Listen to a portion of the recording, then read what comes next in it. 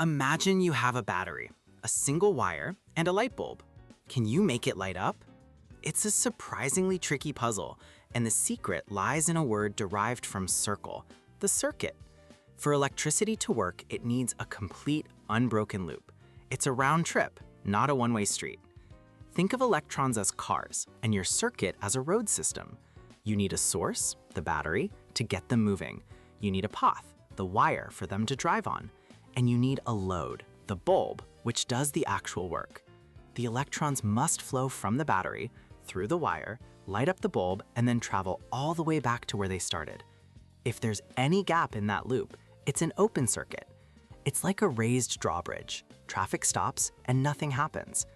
When you flip a light switch on, you're just lowering that bridge, closing the loop so the power can flow.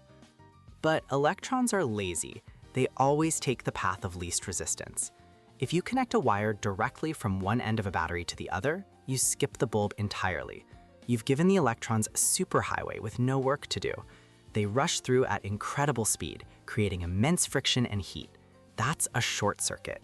The wire can get red hot and the battery can even explode. That's why you always need a load, the bulb, to slow them down and put their energy to good use. This principle even works with Play-Doh. Because it contains salt and water, it can conduct electricity, letting you build squishy, wire-free circuits. But the rule is the same: no complete loop, no light. And never, ever create that low-resistance shortcut. So next time a toy stops working, check for a loose wire breaking the loop. And remember, that switch on your wall, it's just a simple, safe way of breaking the wire in half to stop the flow.